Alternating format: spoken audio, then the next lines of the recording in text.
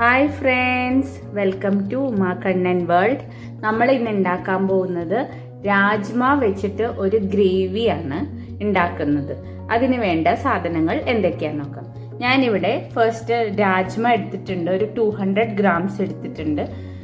Overnight മുഴുവനും soak ചെയ്ത് വെച്ച് കുതിർത്ത് വെച്ചിട്ട് മോർണിംഗ് നമുക്കത് അങ്ങനെയാണ് ഉണ്ടാക്കുക. ഒരു 12 hours എങ്കിലും നല്ലോണം അത് സോക്ക് ചെയ്ത് വെക്കണം.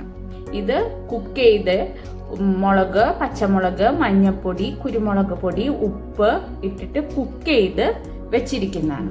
ഇതിൽ ഞാനൊരു പൊട്ടറ്റോവും കൂടെ ചേർത്തിട്ടാണ് കുക്ക് ചെയ്ത് വെച്ചേക്കുന്നത്. രാജ്മ പയർ എന്ന് പറയുന്നത് നമ്മുടെ വൻപയറിനേക്കാളും കുറച്ചുകൂടെ വലുതായിരിക്കും, കടയിലൊക്കെ അവൈലബിൾ ആണ്. ഇനി നമുക്ക് വേണ്ടത് കുറച്ച് തൈര് വേണം. ഒരു ഗ്ലാസ് തൈര് എടുത്തു വെച്ചിട്ടുണ്ട്.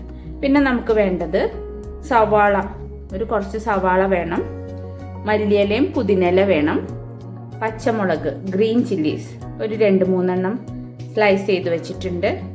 പിന്നെ നമുക്ക് ഇഞ്ചി, ജിഞ്ചർ അതും സ്ലൈസ് ചെയ്ത് വെച്ചിട്ടുണ്ട്. പിന്നെ ഗാർലിക് അതൊരു കുറച്ച് വേണം, ഒരു 5-6 വേണം. 6 നമ്പേഴ്സോളം നമ്മൾ എടുത്തിട്ടുണ്ട്. ഇത് നമുക്ക് ഫ്രൈ ചെയ്തിട്ട് ഇത് ഗ്രൈൻഡ് ചെയ്ത് എടുക്കേണ്ട ഐറ്റംസ് ആണ് ഇതെല്ലാം വെച്ചേക്കണം ഈ പ്ലേറ്റിൽ. ഇനി പൗഡേർഡ് ഐറ്റം നമുക്ക് വേണ്ടത് കുരുമുളക് പൊടി വെച്ചിട്ടുണ്ട്, മസാലപ്പൊടി, മല്ലിപ്പൊടി, മഞ്ഞൾപ്പൊടി, ഇത്രയും വെച്ചിട്ടുണ്ട്. പിന്നെ നമുക്ക് വേണ്ടത് കുറച്ച് പെരിഞ്ജീരകം, ജീരകം, പിന്നെ മസാലക്കൂട്ട് ഞാനിവിടെ പൗഡേർഡ് ആക്കി വെച്ചേക്കണേന്.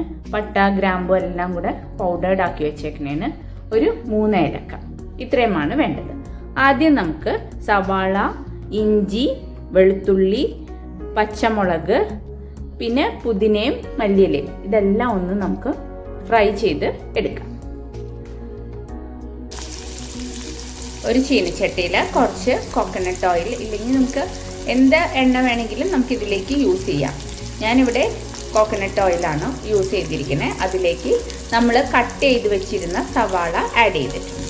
ഇത് നല്ലോണം ഒന്ന് ഒരു 1 മിനിറ്റ് നല്ലോണം നമുക്കൊന്ന് ഫ്രൈ ചെയ്തെടുക്കാം. നമ്മൾ ഒരു വലിയ സവാളയാണ് എടുത്തിരിക്കുന്നത്. അതിലേക്ക് നല്ലോണം 1 മിനിറ്റ് നല്ലോണം ഫ്രൈ ആയതിന് ശേഷം നമ്മൾ വെളുത്തുള്ളി എടുത്തു വെച്ചിരുന്ന വെളുത്തുള്ളി, ഇഞ്ചി, പച്ചമുളക് ഇത് ഇട്ടിട്ടുണ്ട്. ഇത് നമുക്കൊരു 1 മിനിറ്റ് നല്ലോണം ഒന്ന് ഫ്രൈ ചെയ്തെടുക്കാം. എടുത്തു വെച്ചിരുന്ന മല്ലിയിലയും പുതിനയിലയും ഇതിലേക്ക് ആഡ് ചെയ്തിട്ടുണ്ട്. ഇതും നല്ലോണം നമുക്കൊന്ന് ഒരു കുറച്ച് നേരം ഒന്ന് ജസ്റ്റ് ഒന്ന് ഫ്രൈ ചെയ്ത് എടുക്കാം. ഫ്രൈ ചെയ്ത സവാള, വെളുത്തുള്ളി, ഇഞ്ചി, പച്ചമുളക്, മല്ലിയില, പുതിനയില ഇത്രയും സാധനം നമ്മൾ ഫ്രൈ ചെയ്തത് മിക്സിയിലിട്ടിട്ടുണ്ട്. ഇനി ഇത് നല്ല പേസ്റ്റാക്കി എടുത്തുകൊണ്ട് വരും. ഇങ്ങനെ പേസ്റ്റാക്കി എടുത്തിട്ട് വരുമ്പോൾ നമ്മുടെ ഒരു ഗ്രീൻ കളറിലായിരിക്കും നമ്മുടെ ഗ്രേവി ഉണ്ടാവുക. ഓക്കെ, നമ്മൾ ഇതിന് ശേഷം ഇനി അടുത്തത് നമ്മളൊരു ചട്ടിയിൽ നല്ലോണം പേസ്റ്റാക്കി എടുത്തുകൊണ്ട് വന്നിട്ടുണ്ട്. അപ്പോൾ നമ്മുടെ ഈ ഗ്രേവിയുടെ കളറ് ഗ്രീൻ കളറായിരിക്കും.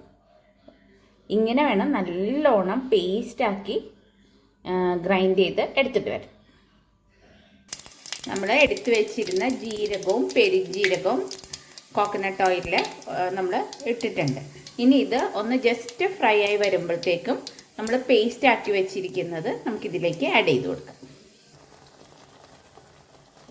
നമ്മൾ അരച്ച് വെച്ച ഗ്രേവി ഇതിലേക്ക് ആഡ് ചെയ്ത് കൊടുത്തിട്ടുണ്ട്. ഒരു 2 മിനിറ്റ് ഇതിൽ നല്ലോണം നമുക്ക് കുക്ക് ചെയ്തെടുക്കാം. ഇതിലേക്ക് കുറച്ച് ഗരം മസാല ആഡ് ചെയ്തിട്ടുണ്ട്.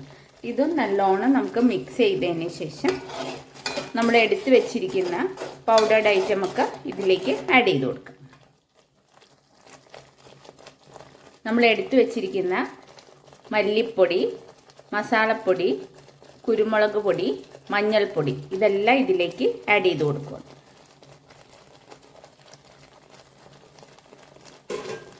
നല്ലോണം നമുക്ക് മിക്സ് ചെയ്യാം.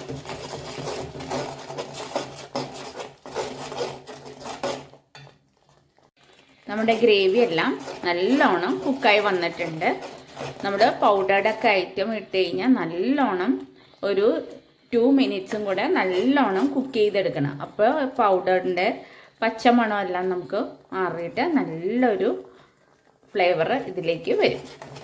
നന്നായിട്ട് മിക്സ് ചെയ്ത് കൊടുക്കാം.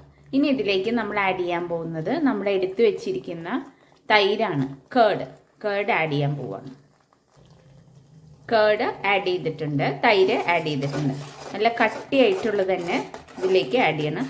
നല്ലോണം നമുക്കിത് മിക്സ് ചെയ്ത് കൊടുക്കാം. തൈരൊക്കെ ഒഴിച്ച് നല്ലോണം മിക്സ് ആയിട്ടുണ്ട്. ഈ സമയത്ത് നമുക്ക് വേണമെങ്കിൽ കാഷ്യൂടെ പേസ്റ്റ് ആഡ് ചെയ്ത് കൊടുക്കാം. ഞാൻ പക്ഷേ ഇതിൽ കാഷ്യൂടെ പേസ്റ്റ് ഒന്നും ആഡ് ചെയ്തിട്ടില്ല. തൈര് തന്നെ ഒഴിച്ച് നല്ലോണം മിക്സ് ചെയ്തു. കണ്ടോ നമ്മുടെ ഗ്രേവി കണ്ടോ, ഇത്രയും തിക്കായിട്ടിരിക്കും.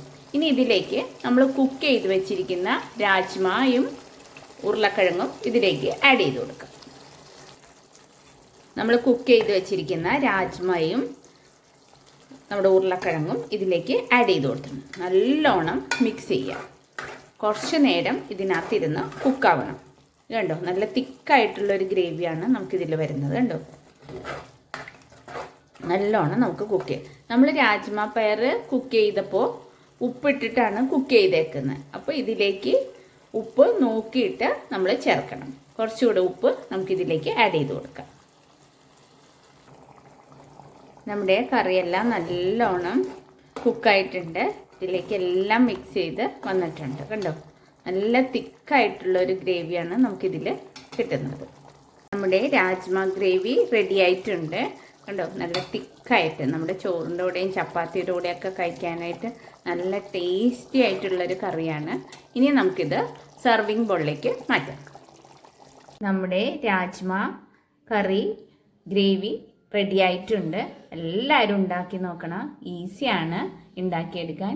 ചപ്പാത്തിയുടെ കൂടെയും ചോറിൻ്റെ കൂടെയും എല്ലാം നല്ല കഴിക്കാനായിട്ട് ടേസ്റ്റി ആയിട്ടുള്ളൊരു കറിയാണ്. എല്ലാവരും ഉണ്ടാക്കി നോക്കണം. നമ്മൾ തലേ ദിവസം തന്നെ രാജ്മ പയർ ഒന്ന് സോക്ക് ചെയ്ത് വെക്കുക, കുതിർത്ത് വെക്കുക. ഒരു 6 hours എങ്കിലും നല്ലോണം കുതിർത്ത് കിട്ടണം, സോക്ക് ചെയ്ത് വരിക.